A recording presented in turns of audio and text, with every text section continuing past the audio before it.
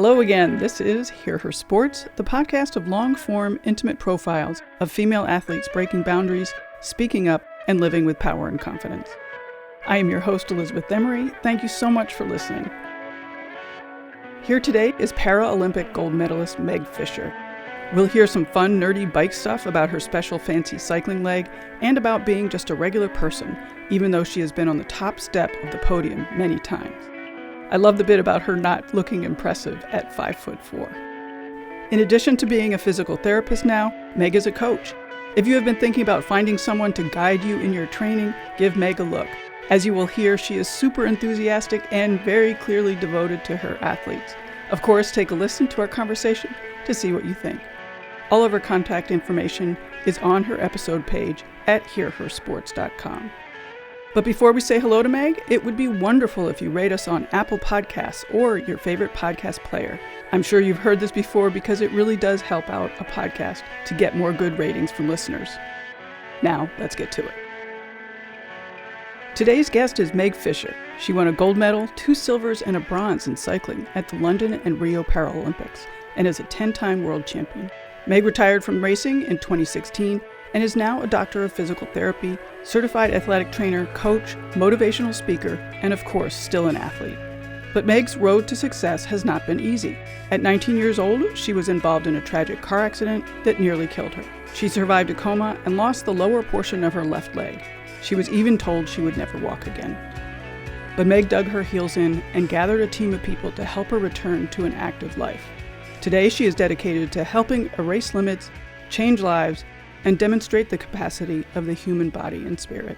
Welcome, Meg. Thank you so much for being here. Oh, it's a pleasure. Thanks for taking the time. Well, first off, I want to find out more about all the sports that you do. A quick check on social shows an incredible range of activities. So what sports do you do and what kind of training are you doing these days? See, my background is as a tennis player. I started when I was 3. I got my first racket. So that will always be my foundational sport and one that I return to throughout the year. But I don't play much tennis anymore. I got really into endurance sports. So I still enjoy cycling, all forms of cycling, whether that's mountain biking, road biking, fat biking, gravel, cyclocross, time trialing. Not much track cycling in Montana as there is no velodrome, though it still remains something I'm passionate about. I also enjoy running, hiking, swimming, rafting, stand-up paddleboarding, all the things. I live in Western Montana and I liken it to a big kid playground. So anything that's here, I pretty much like to do it. What's the attraction of cycling? Cycling, I think, is accessible to a wide variety of people. And cycling really gave me back my sense of identity. When I was at first hurt, well, even before that, kind of the background is that as a tennis player, I kind of limited myself. I didn't think I could do much beyond play tennis, although I played some other team sports in high school, but tennis was my jam. And then I'd seen people race triathlon and I thought, how can a body do 3 sports in one day? That's not possible. Although I was always really interested in cycling, that I just really intrigued by, I think, the beauty of the sport as well as the challenge. And then in the hospital, when I had all my physical capacities taken away, the Tour de France happened to be on. And I think that was a very easy thing that lasts a long time that you can follow day to day when you're in the hospital. Again, I was amazed at the strength, vigor, and grit of the team of athletes riding. And so I returned to Montana after I was hurt and had some more health setbacks. Again, you mentioned I was told I'd never walk again. Eventually, I regained the ability to walk, and I was paired with an awesome service dog. Her name was Betsy the Wonder Dog. And Betsy, when I was really incapacitated, did a lot of things for me. But as I regained my physical abilities, I wanted to enjoy having a really awesome dog. Although I didn't know how back then to hike for a long distance. I couldn't run very far. There's no way that I could really be a part of her energy. Although I saw people mountain biking with their dogs, and I thought, well, maybe I can do that. And so Betsy's really my segue into cycling. And I learned quite quickly that a bike can carry me a lot farther than my own 2 feet can. So I blame all the good things that happened in my life through cycling on my dog. She was a really great presence in my life. She passed away last fall, which leads me to just cycling. And then through cycling, I eventually gained the strength and endurance and fitness and speed in order to earn a position on the national team, the national paracycling team. And my world was opened to the abilities that humans have. I got to ride with people who had one arm, no arms, one arm, one leg, one arm, two legs, paralyzed on half their body. Maybe both their arm and a leg are paralyzed from a stroke, or maybe they're paralyzed from the waist down. Maybe they're visually impaired. Maybe there's been other neurological impairments that have limited their physical abilities. So maybe they can't race on the elite able bodied side, but racing to their highest ability still makes them awfully fast. And it was a great opportunity to see that the modifications that bikes can provide, as well as how strong and resilient people can be in using bikes as that tool. I think that's awesome, and I love hearing that a dog got you biking. Oh, That's yeah. cool. Betsy's the absolutely greatest little heartbeat they're ever done beated. She was great. Yeah. And I see also on social that you have a new puppy who's super cute. Oh, Pax. Yeah, he's almost 6 months old and he's got some big paws to step into. He's right now curled up at my feet. He's learning to bike and be a good companion and trail partner, but he's also learning the skills for the days when I can't walk to be my little helper. For people who have all their limbs and capacities, and apologies if I'm not saying it in the right way, are you able to describe what it's like to ride and if it's at all different without your lower leg, without your left leg? I think there's probably it's multifaceted, and I like to always first say we all have our own impairments. Some of them are more visible than others. Often we just can't see through somebody's eyes deep enough to know their hurt or the struggles that they've overcome.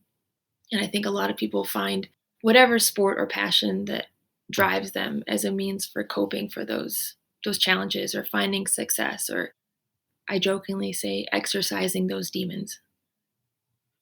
Bikes, I think, emotionally enable me to push myself to my absolute limits. And as an able bodied athlete, I really relished what my body could do. And when I was hurt, laying in the hospital and in various setbacks after that, it's amazing how your world can shrink and how you can feel like, well, I can't do this or that anymore. Being told you'll never walk again, and you think, I'm 22, and what do you mean I'm not going to walk? I am enlivened by my bike. I feel freedom. I feel liberty. I feel ability. Because so many times when I can't walk, I can still ride. There's been several races where I've used crutches to get to the start line, and I drop my crutches and I ride my bike, and I don't hurt. So biking allows me to put aside and forget some of that hurt. I I love my bike. As much as somebody needs their running shoes or needs their knitting needles or whatever, like I need it.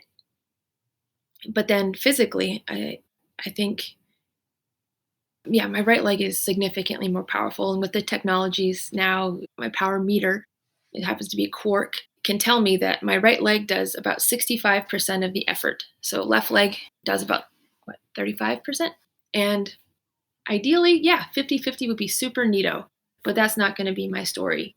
I'm able to ride no hands. I can ride no hands, one leg. I can ride single leg, both sides. I can ride single leg. There just happens to be a huge dead spot in my left leg, which means like I can push down on the pedal. It's just not as smooth on the chain as it completes the revolution. So it just kind of sounds a little jerky. I challenge every cyclist out there to do single leg drills to minimize their dead spots because that will make them a more efficient cyclist overall. That said, yeah, I do practice that. But imagine basically having a ski boot on one of your ankles. Like I don't get to bend my ankle ever. So that means that, yeah, I have to ride different length cranks, which changes the lever arm, which changes the power I can exert on the bike. That's just nerdy, geeky stuff that, a cyclist might get really excited about. I'm okay with it. I do the best I can. I do get to have a really cool cycling leg that other people don't get to have. Sometimes I think of myself as a bit of a transformer, and that I can put on different legs for different activities and like morph into this other person to some extent. And that's pretty fun. Like having your own fun leg, sweet. And I,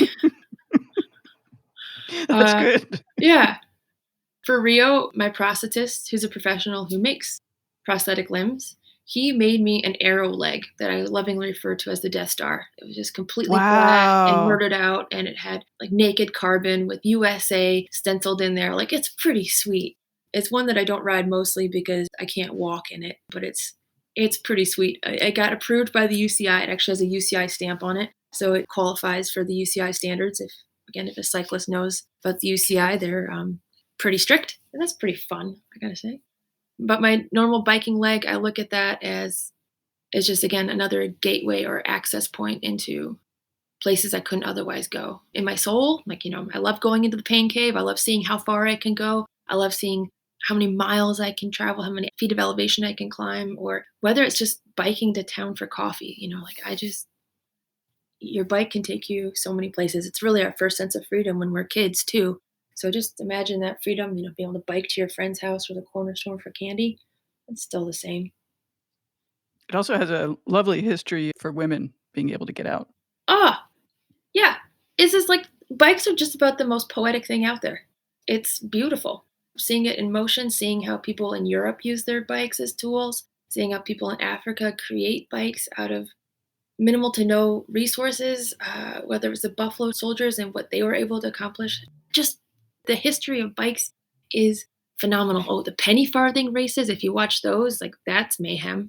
Anyway, I could go on and on, but that's just Cool. people don't always want to hear that. So What kind of adjustments or training are you having to do to make up for not having a leg? And I think mostly about balance and your core strength and things like that, because I would think there would be a weight difference from one side to another. And yeah, talk more about that. you ask the most interesting questions. Thank you. Holy smokes. Okay. So, yes, I'm a physical therapist and an athletic trainer. So, as passionate as I am about cycling, I am as passionate about the black hole of awesomeness of the human body and what it can do, what it can recover from, how it can get stronger, more resilient, more dynamic. I get so excited about that. I just heard this recently that they say some therapists go into psychology and the research of it. Instead of calling it research, they call it me search because they're learning about themselves. And I gotta say, that might be what studying the human body is for me because as much as I get to help my patients and athletes, I'm still learning about how I can also better myself. Okay, I think that's a fun side note. Anyway, so going back to the earlier comment, in that we all have impairments that we can't see.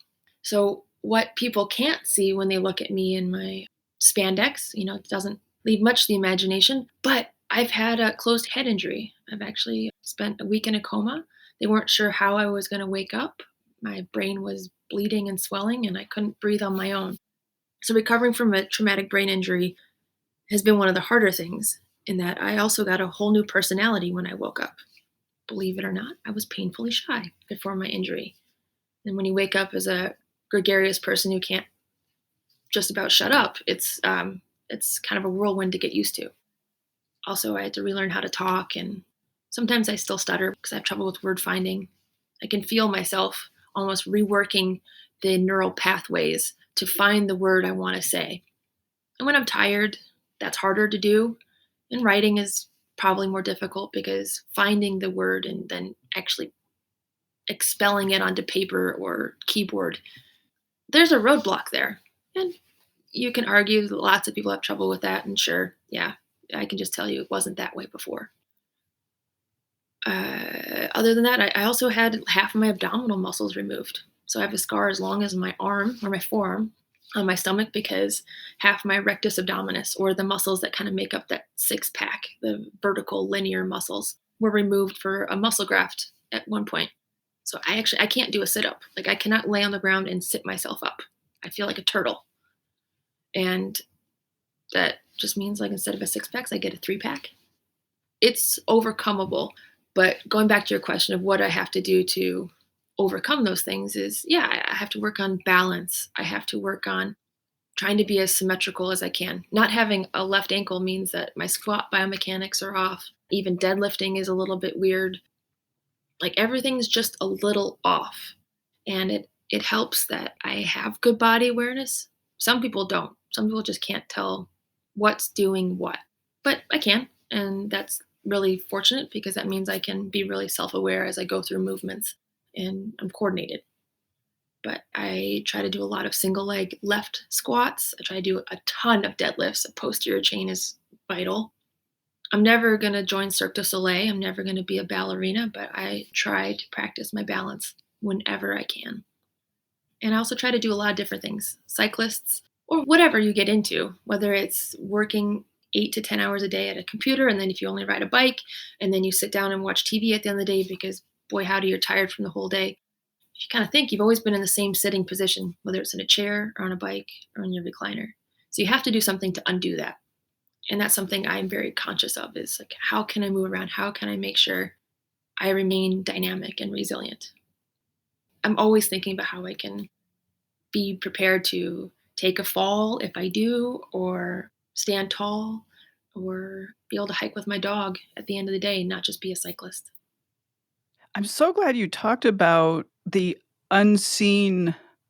I mean, I'm sure I do this as somebody without a leg. I think, oh, they don't have a leg, but everything else is perfectly functioning, which Right. probably isn't true by your example of your abdominal muscles being used for something else.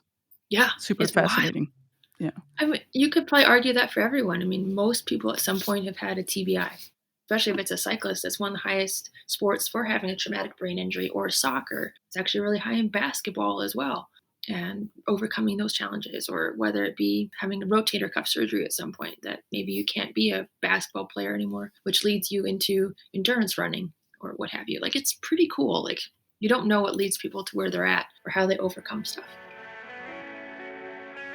And now just a quick break to say that Hear Her Sports is now an affiliate of Bookshop, an online bookstore supporting local independent bookstores.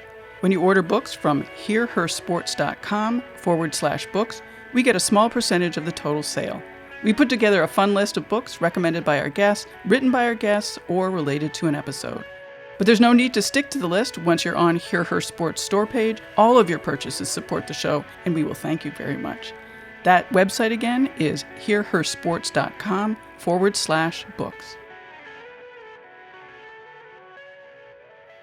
I'm really taken by when you were in the hospital and you're recovering and you fought to become active again. Do you remember sort of those feelings of stubbornness and why you were so determined and, how you move from one day to the next, from one accomplishment to the next? Ooh.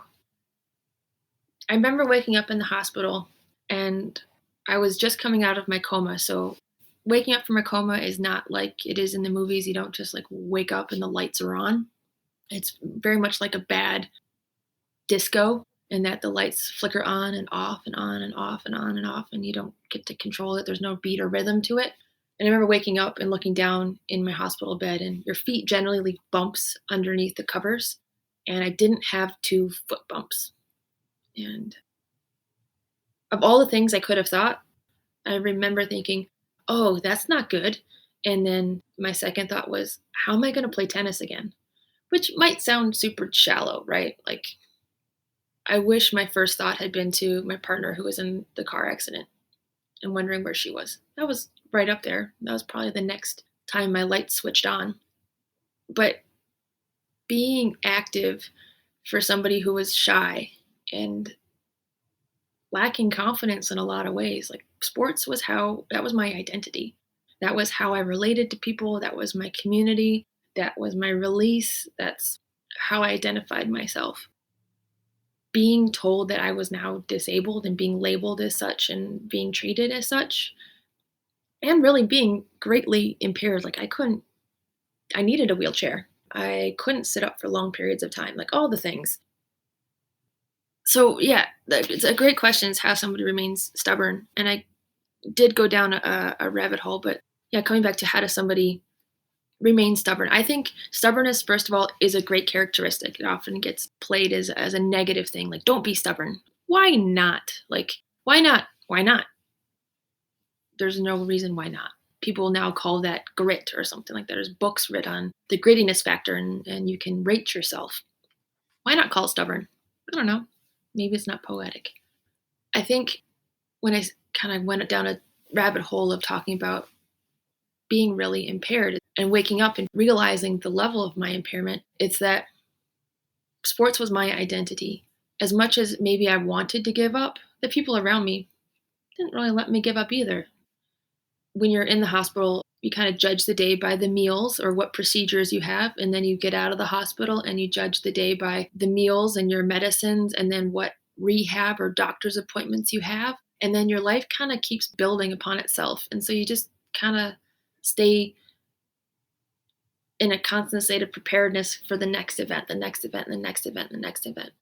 When I came home from the hospital, all my high school friends went off to college. So I really was alone.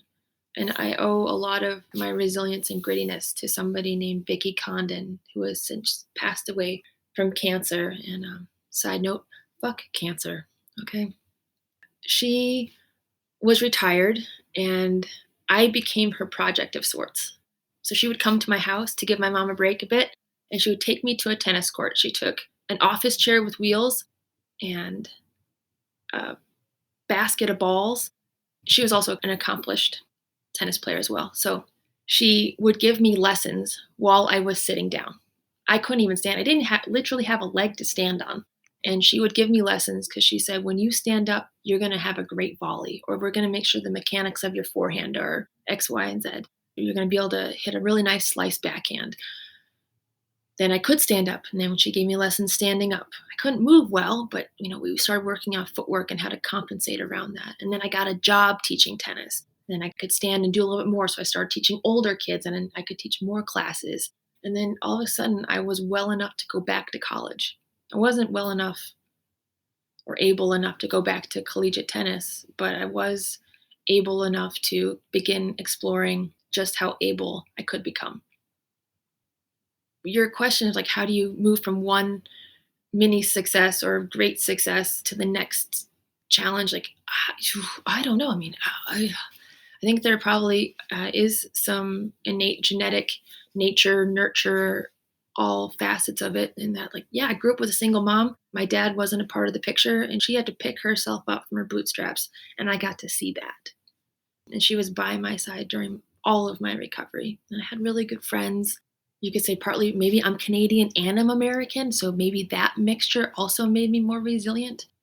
There's so many things I can't put my finger on it, but in part, like, being told I would never walk again and being like, I'll show you. Like, you don't know me.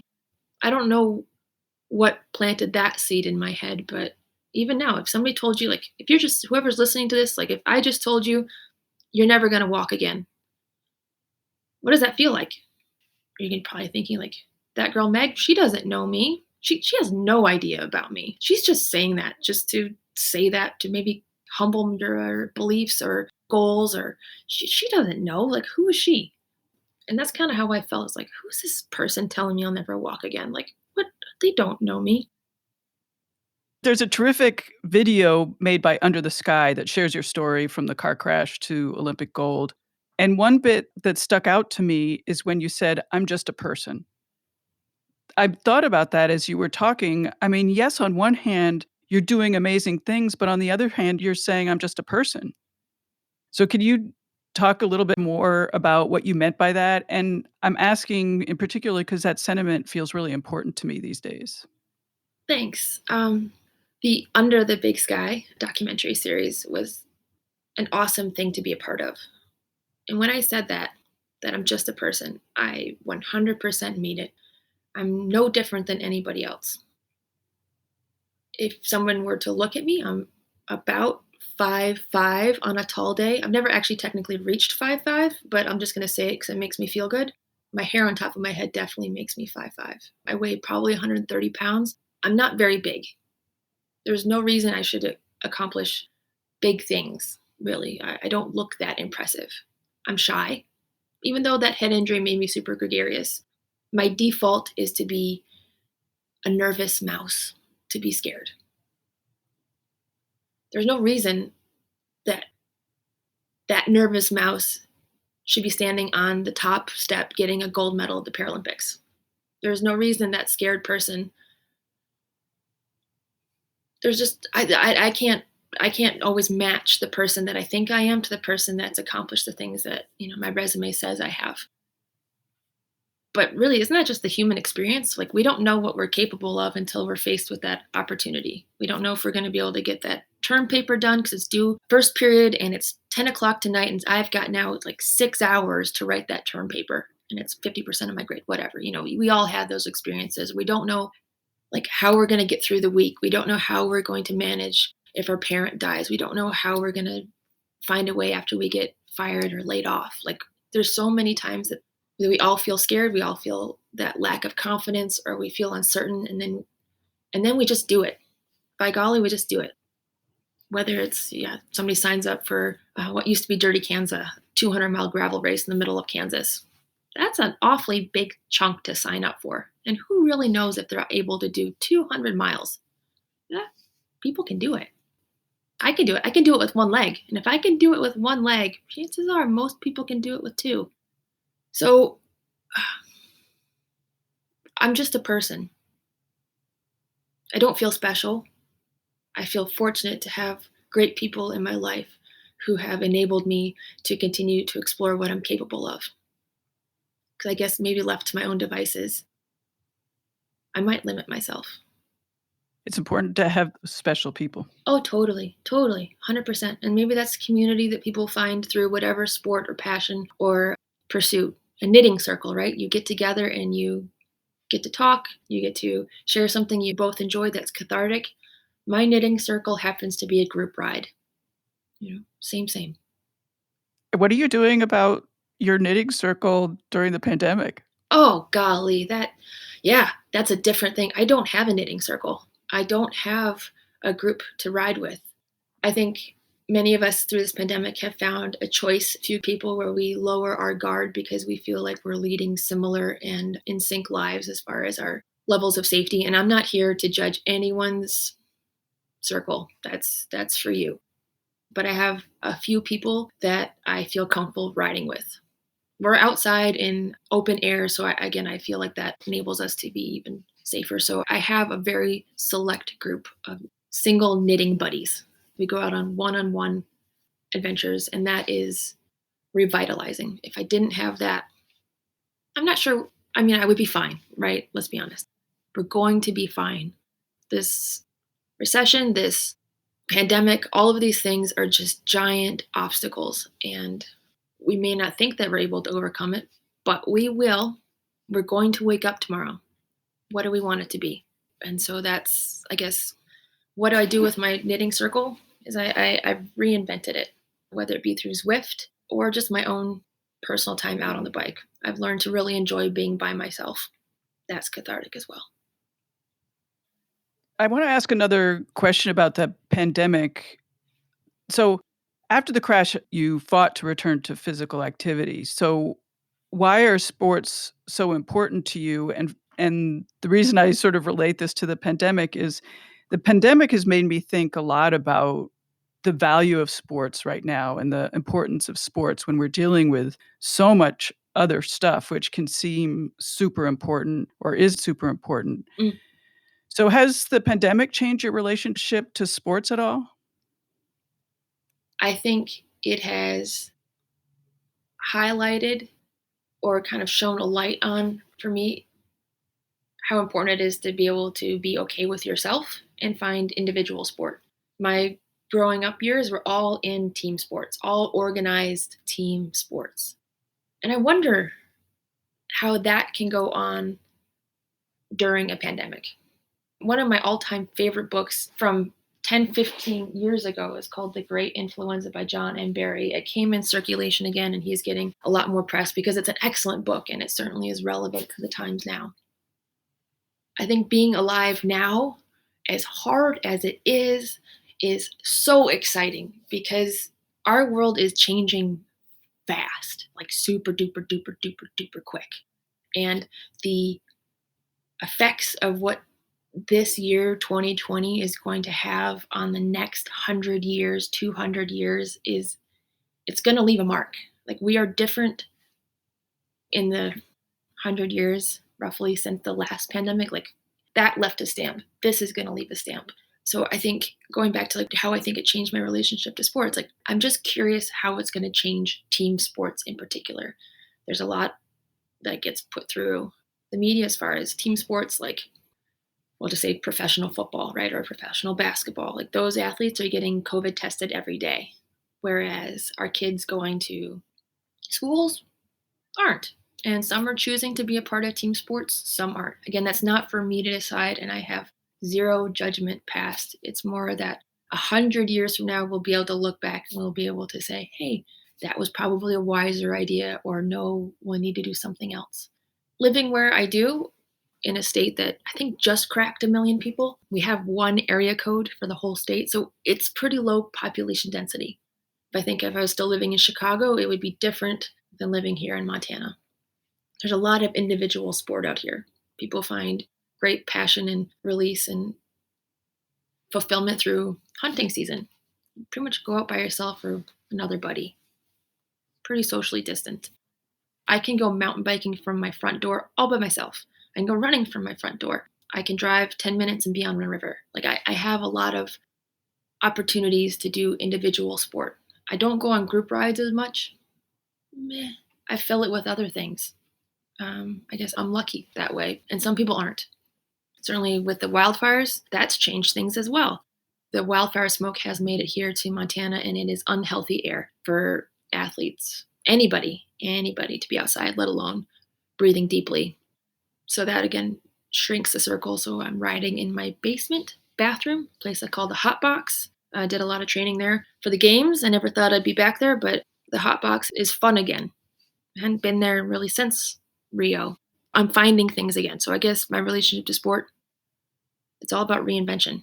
You have to be able to be okay by yourself, and you have to make decisions for what's okay for you and your community.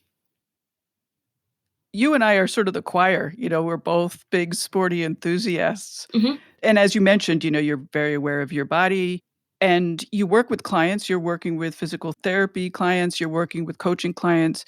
How do you pass along that enthusiasm to people who, would rather just sit on the couch or have much more trouble getting off the couch? Mm. It's easy to share your passion, right? I think we all go into situations where some people are more passionate than others, whether it's your statistics teacher who's just super excited by the p-value and you're like, I could give a rip. And so you don't become a statistician. Okay, fine. But you've got to get through it to get your degree or get your diploma or whatever.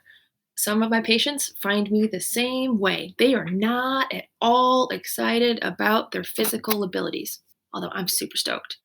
So I try to make our time together because perhaps they need me because they've had a knee replacement and it's like they legit need me in order to get their diploma to go on to the next thing. So I try to make that experience as positive as possible. I try to meet them where they're at. At the end of the day, I can't want something more than somebody else. Like if they don't want to be active, I can't make them. Maybe they're excited for activity and motion while they're with me. Great. I can only hope that my voice stays somewhere tucked in the back of their brain and kind of chirps at them in a really pretty way to keep moving or to keep stretching or to keep striving for more for themselves. Want people to be greedy for themselves, want more strength, want more. That's okay. Yeah, just the end of the day, I can't want it more than people because otherwise, if I continue to want it more than other people, I lose myself. I love my job because I'm passionate and I'm excited and I get invested in people. But it can also be really a dark place for me if I try to give to somebody who can't take it or can't give anything back to me. I'm, annoyingly energetic, I think. I used to coach tennis and I have had tennis students. I was a tennis professor at the college here and they were like, I just didn't care about tennis. I was just taking it for one credit. Like if you could just understand that I'm not going to be a professional tennis player, like that'd be way better for me.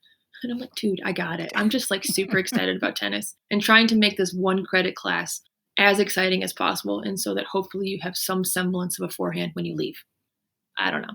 That's cool. I've taught anatomy and been given the same feedback. Like, I think it's so exciting, but why not? Why not have a teacher who is excited? And basically, as a physical therapist, I'm a teacher. I want to teach somebody about themselves so that when they leave me, that they can take something with.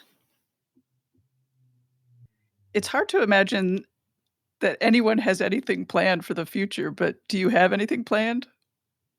Any Yes, goals coming up? yes.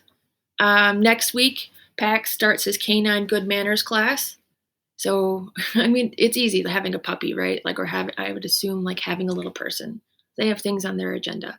I have a schedule for next year, which is basically a complete reflection of 2020, because many race organizers were generous enough to allow people to roll over their entries or to hold spaces. Yeah, I've got plans. I have plans of opening my own clinic. Right now, I do home based physical therapy and online coaching. I'm hoping to start my own space. What a wild time that is to try to do that during a pandemic. But I think it's possible. People are doing it. And one thing I've learned is that tomorrow's not promised. When I was 19 with Sarah in that car, we had our car packed with all of our hopes and dreams. Literally, like we were leaving Chicago to sign a lease on an apartment here in Missoula. She was going to start grad school to be an English teacher. I was going to come back and continue my degree as a wildlife biology student and tennis athlete. Like I thought, like, this is my first apartment. Like think about that. Like when you're 19, the world is your oyster. And then you wake up a week later and it's all gone. All of it. All of it. And you can't even feed yourself. You can't do anything for yourself. Like that's, I would assume, very much like this pandemic where we have all these plans and hopes and dreams and all of a sudden like, no you don't. Nope, nope, nope, no you don't. You got to reinvent it. But I know that as hard as today is, I will go to sleep tonight and I will wake up tomorrow and it will be a new day and it'll be another opportunity to make it what I want it to be or as close to what I want it to be. And chances are I'll feel like I failed at the end of tomorrow too. But I'll wake up the next day and try again. And I'll probably feel a little disappointed. I might have some great wins. I got big plans for today. Holy moly. And being with you right now, that is just so exciting and one of the wins for today. And it's still early out here. So I'll chalk this up to a win. But I'll go to sleep tonight and try again tomorrow and try and feel just as good about what I did right now or I'm doing right now tomorrow. Does that make sense? Yeah. Yeah. Do you still compete? Yes, I do, certainly. I don't race at the pointy end of the race anymore. My job is not to be on the podium as much anymore. I sure as heck sure try, but I race only against able bodied athletes. So, yeah, we have two different bodies. A person with two legs, their top end, their strength and power and speed is often different than mine.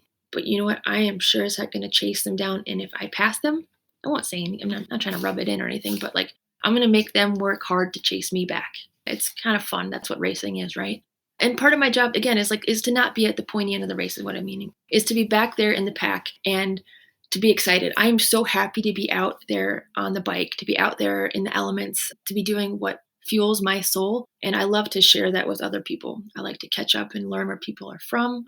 I love to share with them the people and support and companies who have helped me get to where I've been. I want people to learn about those opportunities. I want to also be out there as a visual image because a lot of people look at me again. I'm not that big. I'm not that intimidating, and I only have one leg, but I am out there giving it my all. And if that helps other people either on the sidelines think, man, she's doing it, maybe I can do it. And maybe next year they're going to be out there. Or whether that's at the library or something, and I'm taking the stairs and they're about to push the button on the elevator and they go, oh, I can take the stairs too. Or they see me out there walking my dog. My cat actually goes for walks with us too around the neighborhood. So they're out there seeing me walk the dog and the cat, and they're like, man, I've been wanting to go for a walk. If that helps them keep moving, get moving, and explore their physical abilities, great. I've climbed a 19,000-foot volcano for the past 2 years for an amazing organization called the Range of Motion Project. Seeing me on top of a volcano with crampons and an ice axe, if that motivates somebody to be like, wow, if that girl can do it, that person, that human, I mean, just a person. But if I can do it, chances are you can do it if you want to. There's no guilt trip. I'm not trying to say you have to do it, you need to do it, you should do it. Don't should on yourself. But if you want to, chances are you can. That's awesome. You're very inspiring. I know you're just a regular person, but you're also very inspiring, so it's exciting to talk to you. Before we wrap up, is there anything important to this discussion that I haven't asked about that you wanna talk about? I would like for people to know that I do motivational speaking. I'm happy to go wherever. And even during these times of a pandemic, I've met companies over the internet via different online platforms to be able to share my enthusiasm and experience and passion with others. I also do this as an online coaching. So I'm very eager to help people, especially when they're at home, move past the limits that they've inadvertently, possibly, or don't even know that they've set for themselves, to move beyond those, because I truly believe we are all more capable than we know. That is part of my core, is that we don't know what we're capable of until that hard thing is in front of us. And sometimes having somebody stand by your side to get past that, what we need. And I'm happy to be that person. I relish the opportunity to be a mentor for people who are going through limb loss or limb salvage. Because like sometimes people break an ankle and it's really, really bad, and they're not sure if they should keep that ankle that is in some ways holding them back, or if they perhaps need to pursue the avenue of amputation, because by letting go of one thing, another thing comes into their life. I just want to be a resource for people. And so I want people to know that they can find me on the internet, on my website at gomegfisher.com. Feel free to reach out, or Instagram is a really easy way, just Meg Fisher, at Meg Fisher. I'm here, I'm out there. And while I may not be in people's towns the same ways as I was last year, hopefully next year I'll be there. And I would love to see anyone at a race, expo, on the course. Just let me know how I can help you. Great, and all those links will be on the show notes page, so people can find it there. Much appreciated. Sure. Well, thank you so much. This has been really fantastic and a great way to get back into things. Oh, you're amazing. You ask such thoughtful, considerate questions. It's an absolute privilege. I hope that someday our paths cross as well. Well, I would like to. I've gotten more into gravel riding, and some of the long stuff Oh, is very intriguing. yeah. Yeah. Oh, man. If you have any questions, sometimes I feel like I have to like contain my excitement because I kind of get overwhelming. So if there is anything I can do, whether just to talk about gearing or just kind of demystify some of the what's out there, I'm happy to do that. The Midwest has great gravel roads, and it often gets, I think, neglected for that it doesn't have big mountains or blah blah blah blah blah. Nah, good stuff out there. Great stuff. Cool. Well, great. You're amazing. I really appreciate this chance. Podcasts are a great avenue right now for people to take it on their bike, take it on their walk. I love podcasts, so I'm super addicted. Well, that's it for this week. Find out more about Meg, her coaching, and other adventures on her episode page at hearhersports.com. There you'll also find a link to the terrific Under the Big Sky video we mentioned. And to add to our recommendations on our online bookstore, Meg shared what she's currently reading and some of her favorites. Find all of those at hearhersports.com/books. There's always good stuff coming up in the next episodes, so subscribe on Apple Podcast, Overcast, Spotify, Stitcher, or wherever you listen to your podcasts. While 44% of athletes are women, only 4% of the media coverage is about women. Hear Her Sports aims to shift the scale while inspiring women to be their best. Until next time, bye-bye.